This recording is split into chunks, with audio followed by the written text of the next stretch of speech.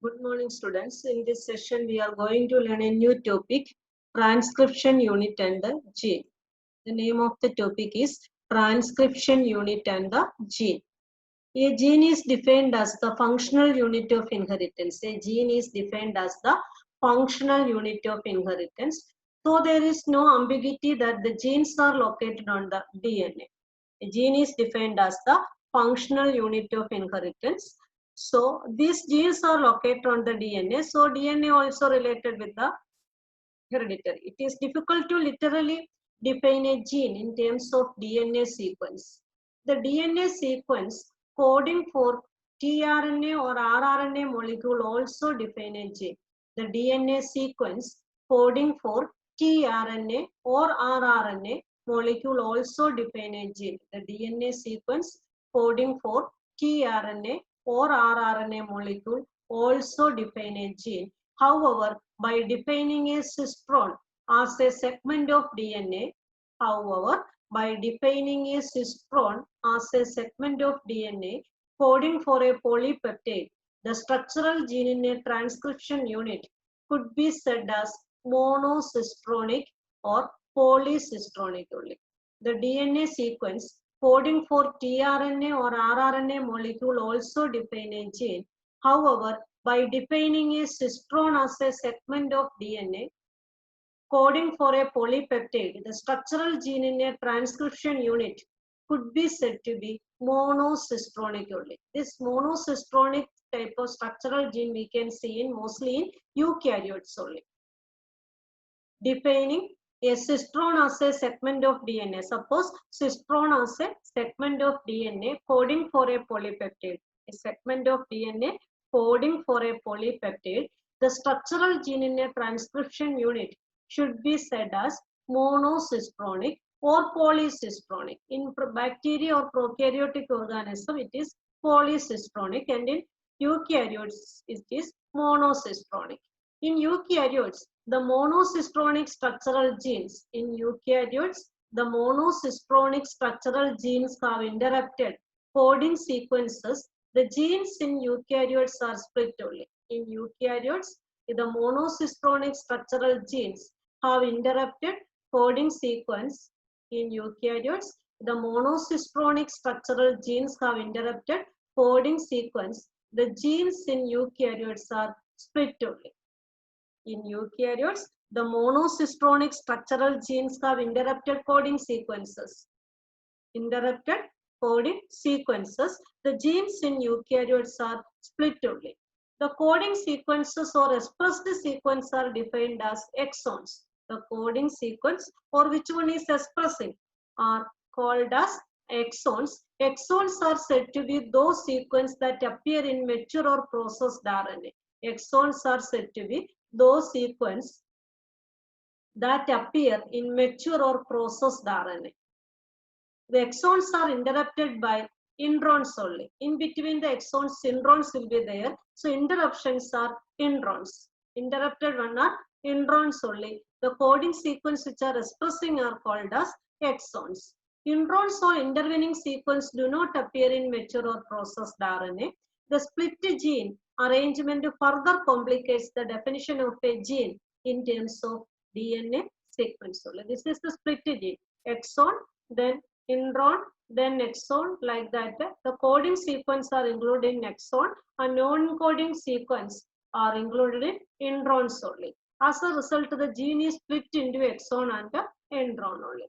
So DNA coding only we are learning now. So gene is defined as the functional unit, but these genes are present on the DNA only. But it is not easy to define the arrangement of genes on DNA because of a split arrangement only.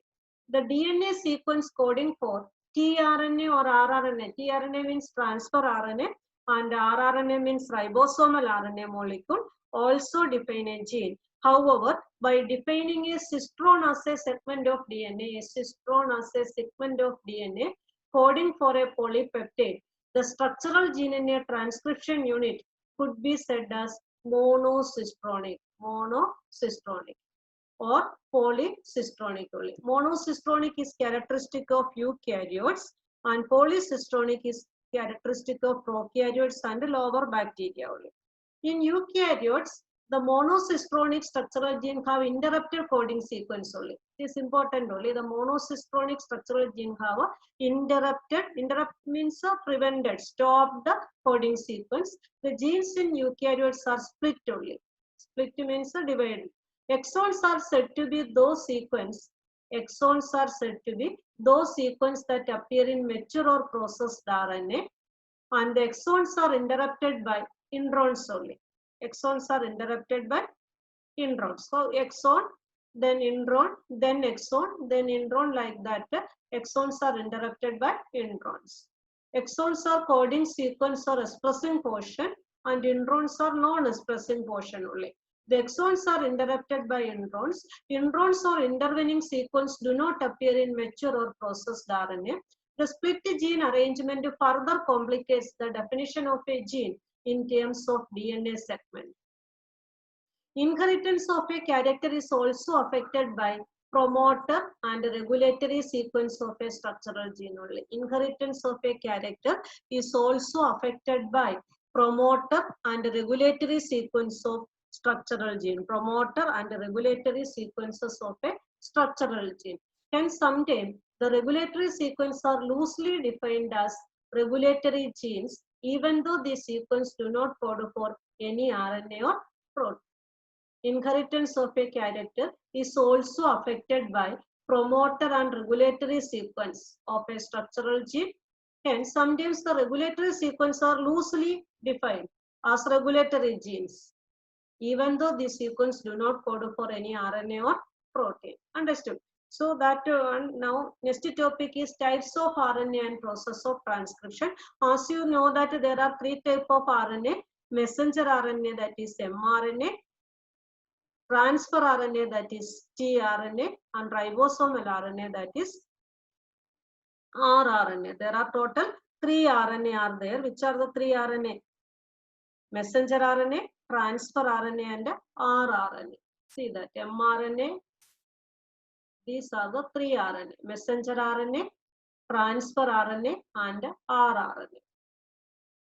All 3 RNAs are needed to synthesize a protein in a cell. All 3 RNAs are needed to synthesize a protein in a cell. All these 3 RNA are very required to synthesis of protein. Actually, rRNA is the site of protein synthesis. Ribosomal RNA, in ribosome only protein is synthesized, and messenger RNA will be give a required message for that. So the function of messenger RNA is bringing message from DNA to transfer RNA. Bringing message from DNA and giving to the transfer RNA. The function of transfer RNA is that according to the message giving by messenger RNA, transfer RNA transfer amino acid from transfer RNA, transfer amino acid from cytoplasm to the ribosome. And ribosome is the site of protein synthesis. So 3 RNA are there and their function understood. So all the 3 RNAs are needed to synthesize a protein. The messenger RNA provides the template. The messenger RNA provides the template. Transfer RNA brings amino acids and reads the genetic code. And rRNA plays a structural and catalytic role during the translation. Translation means protein synthesis. Synthesis of protein is called a translation. Transcription, already we had learned that the formation of RNA, that is messenger RNA. The formation of RNA from DNA is called, in other ways, the copying of genetic information from DNA to RNA is called a transcription. What is meant by translation? Protein synthesis is called a translation. The messenger RNA provides the template. Transfer RNA brings amino acids and reads the genetic code, and rRNA plays structural and catalytic role during translation.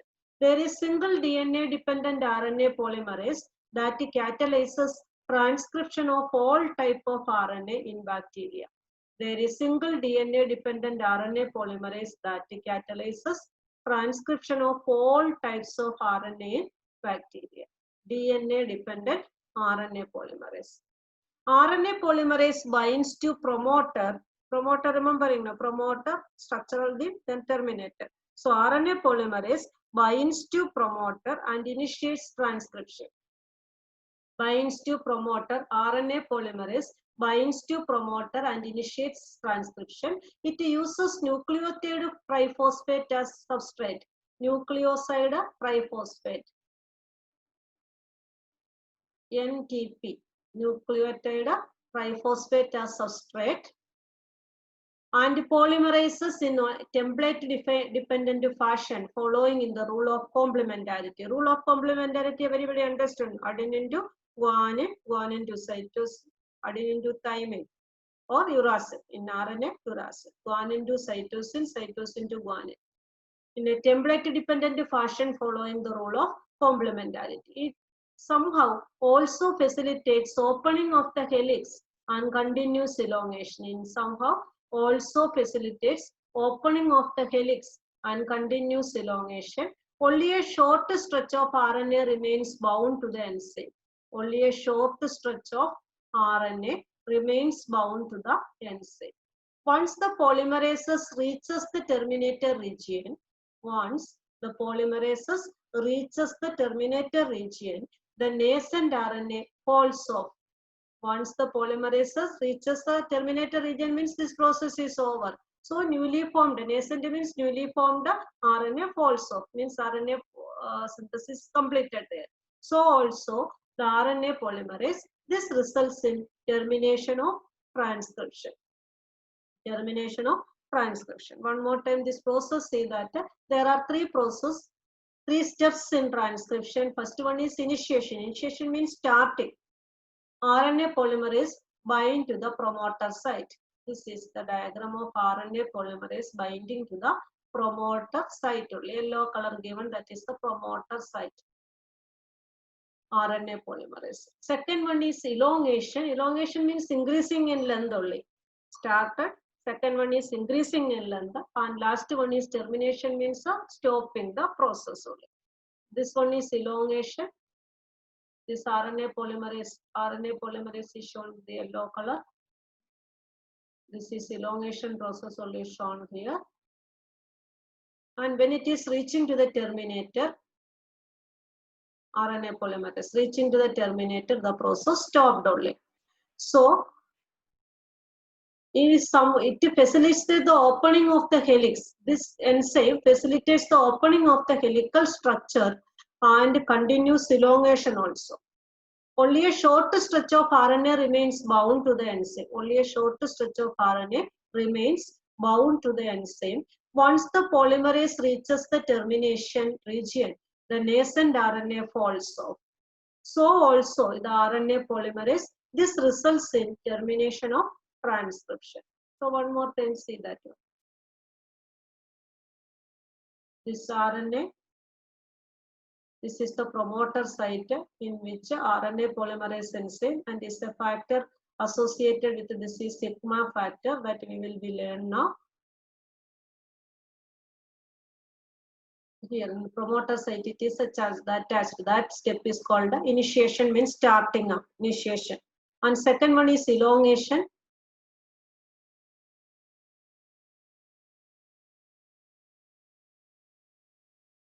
And third step is termination. Termination means this RNA polymerase reached at the terminator. As a result, newly formed. This is the newly formed messenger RNA that is falling off, and the RNA is falling off. And at the same time, RNA polymerase also falling off from the DNA. First it is promoter, and RNA is forming like this.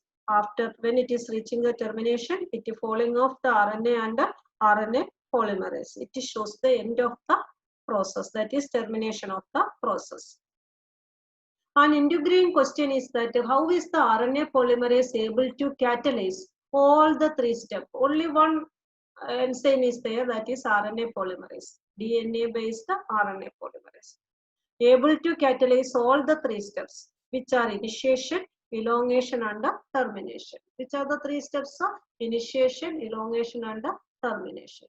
The RNA polymerase is only capable of catalyzing the process of elongation. RNA polymerase is only capable of catalyzing the process of elongation. That is the middle step: initiation, elongation, and termination. In that middle one is elongation only. That will be polymerizing by the RNA polymerase. It associates transiently with initiation factor and termination factor rho. Initiation factor sigma and termination factor rho to initiate and terminate the transcription respectively. So it is associates transiently with the initiation factor and termination factor. Initiation factor and termination factor to initiate and terminate the transcription respectively. Association with these factors alter the specificity of the RNA polymerase. Association with these factors alter the specificity of the RNA polymerase to either initiate or terminate. In bacteria, since the messenger RNA does not require any processing to become active, and also since transcription and translation takes place in the same compartment,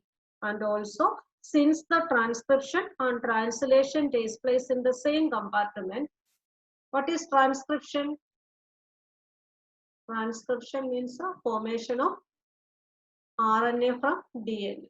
And what is translation? Protein synthesis. Only one cell only there in bacteria. It is a unicellular organism. So as it is a unicellular organism, in one cell only transcription and translation takes place. Since the messenger RNA does not require any processing to become active, messenger RNA already active, only there is no any process is not required to become active. And also, since the transcription and translation takes place in the same compartment, there is no separation of cytosol and nucleus in bacteria. Many times the translation can begin much before the messenger RNA is fully transcribed. Translation is already starting. Two reasons are there. One reason is that the messenger RNA is not needed any process to become mature. Already it is matured and active only. Second is that in unicellular organism, all these processes, only one cell only there. So all the processes are taking place in same site only, one cell only. So when messenger RNA not completed its maturation or not fully formed, then itself the translation process begins much before the messenger RNA is fully transcribed.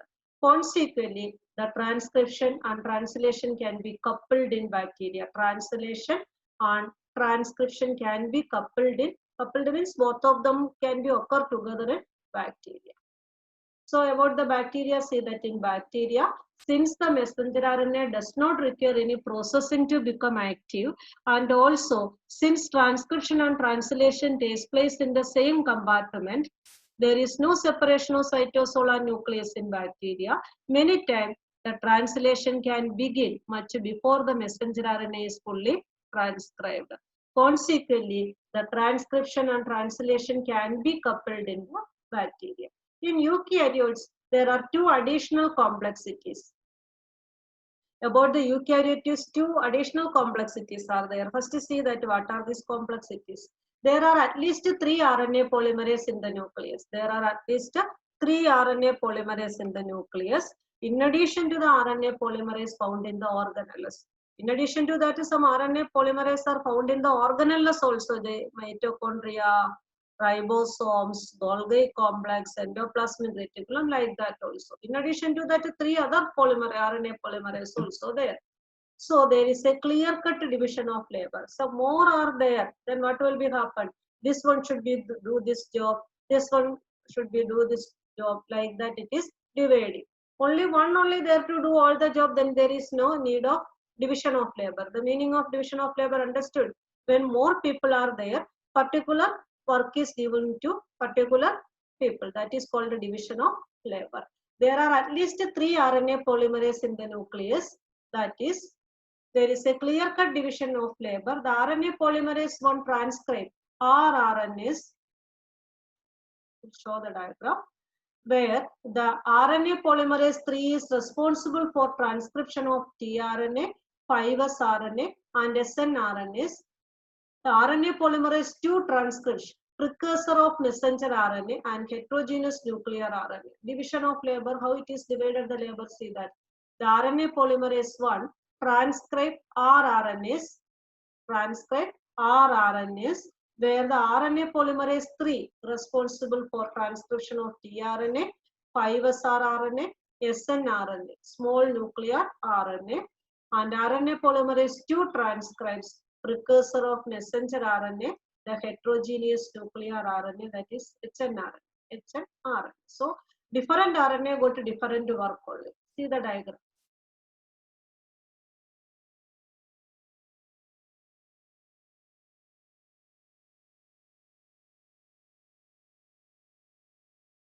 Intron and exon already we had learned that in that intron is shown this pink color and exon is shown by yellow color. Exon, then intron, intron like that. This process is called splicing. Splicing it is called.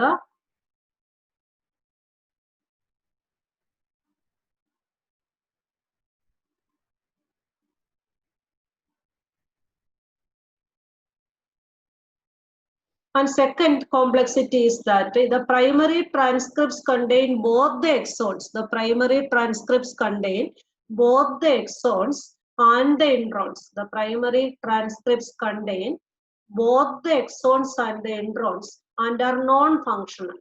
Primary transcripts contain both exon and intron and are non-functional. Hence, it is subjected to a process called splicing. It is subjected to a process called splicing, where the introns are removed and exons are joined in a defined order, where the introns are removed and exons are joined in a defined order. Introns are removed and exons are joined in a defined order only. Introns are removed and exons are joined in a defined order only. So the second complexity is that the primary transcripts contain both the exons and introns and are non-functional. Hence, it is subjected to a process called splicing, where the introns are removed and exons are joined in a defined order. hnRNA undergo two additional processing called as capping and tailing. Capping and tailing you can see here also. Yeah.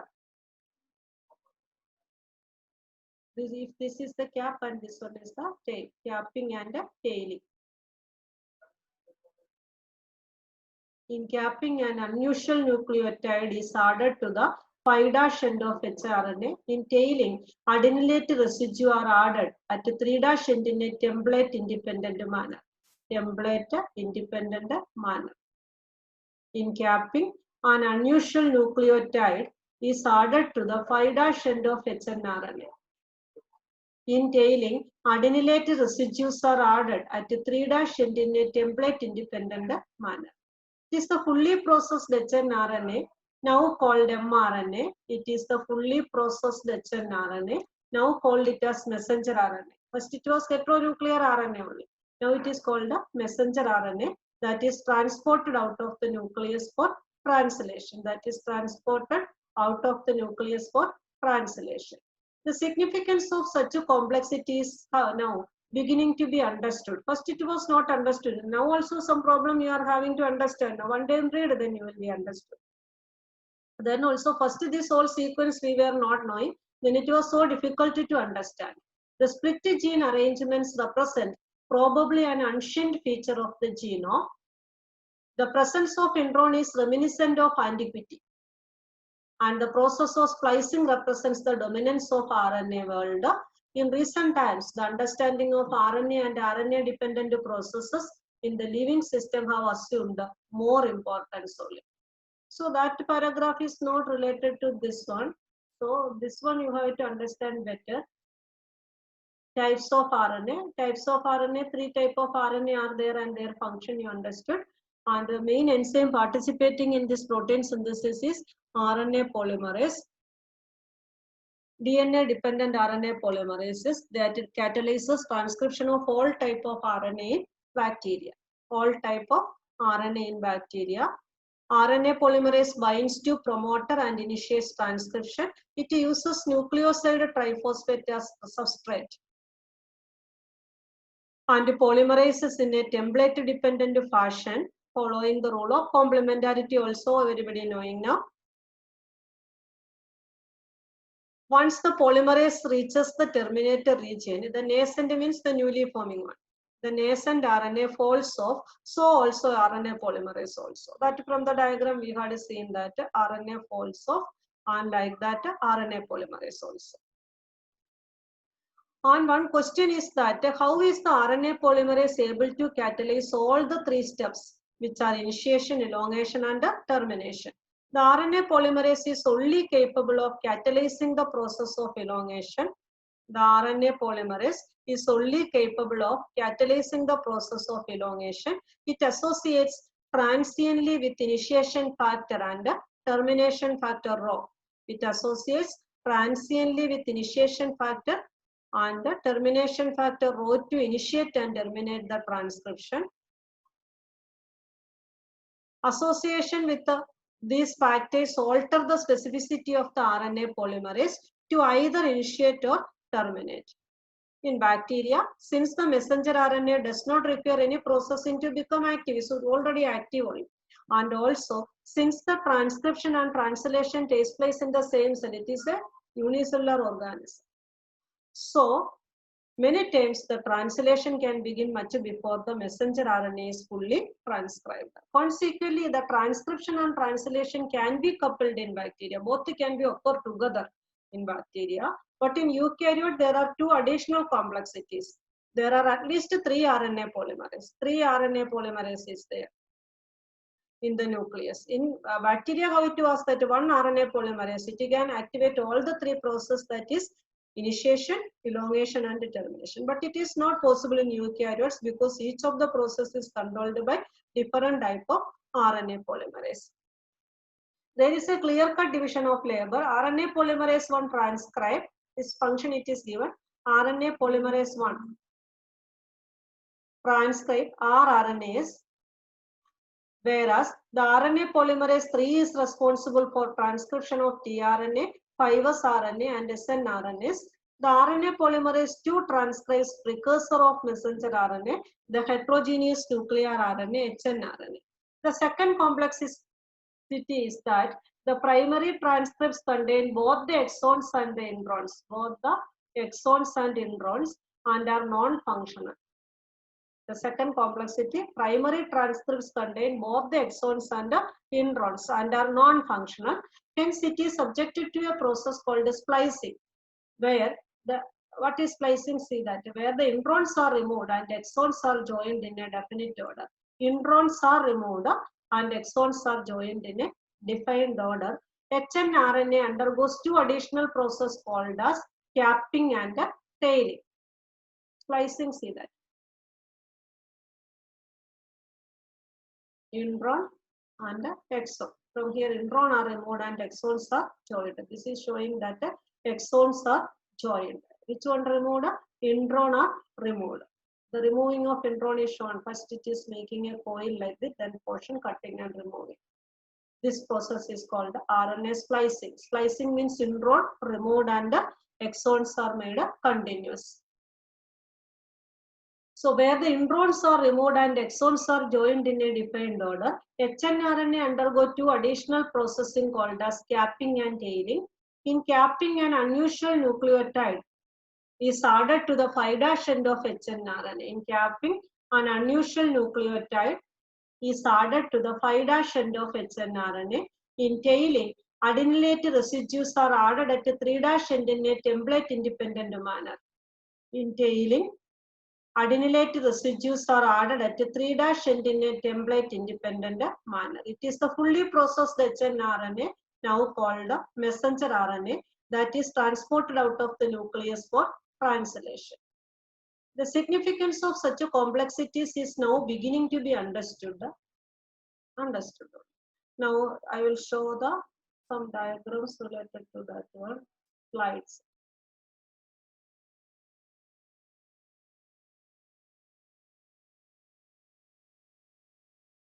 Process of transcription. See that initiation, elongation, termination. Moreover, some initiation factor also required. Termination factors also required. In eukaryotes, 3 RNA polymerase in the nucleus, in addition to the other RNA polymerase present in the cell organelles.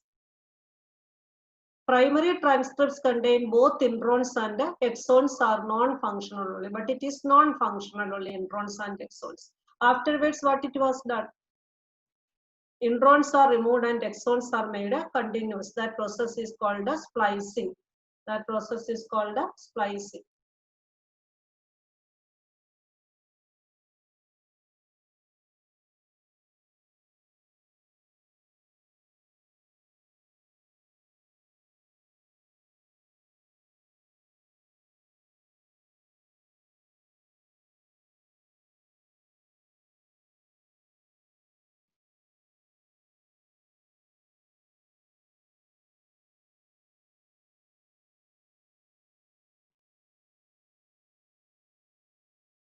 Initiation, this one time read and see that the process of transcription.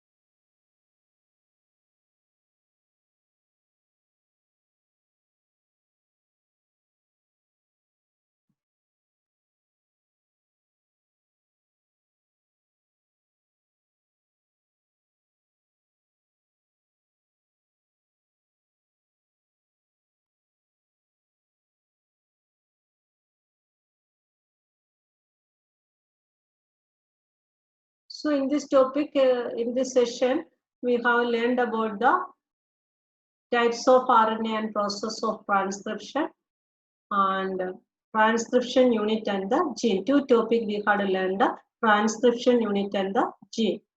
In that monocistronic, polycistronic, exons, introns.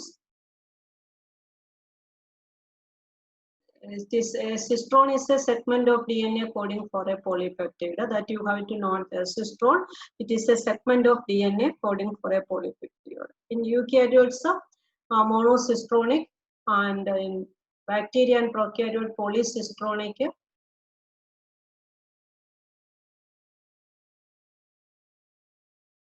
In eukaryotes, the monocistronic structural gene have interrupted coding sequence. The genes in eukaryotes are split. Now we had seen that the split, that is exon, intron like that only. That time you didn't, by that only one more time I am saying that now it is how it is splitting understood. The coding sequence or expressed sequence are defined as exons, and exons are said to be those sequences are appear in mature or processed. Exons are said to be those sequences that appear in mature or processed RNA. The exons are interrupted by introns only. Introns or intervening sequence do not appear in mature or processed DNA. Split gene arrangement further complicates the definition of a gene only. And types of RNA, now we had to learn that. This diagram also you have to draw along with the question. Here, promoter site, RNA polymerase is binding there along with the sigma factor. That is the first step, that is initiation. Now it elongation will be takes place. Elongating through the chain. RNA. This is the newly forming RNA. On termination, when it is reaching to the terminator, RNA and RNA polymerase falling off. That is the end of the process. And here, process of transcription in eukaryotes only asked. Eukaryotes shown here that capping boundary. This is the RNA exon, yellow color exon, and this brown color for intron. Exon, intron. So it is split RNA only, split RNA. Afterwards, what it will be do?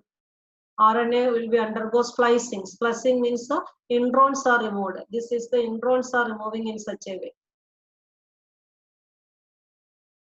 Introns are removed and full exons are in a continuous fashion. This is the messenger RNA.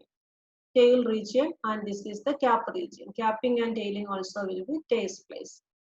5' end is the capping region and 3' end is the tailing region. This diagram also you have to draw. And different function of different RNA polymerase also mentioned there. So I think that all of you understood these two topics.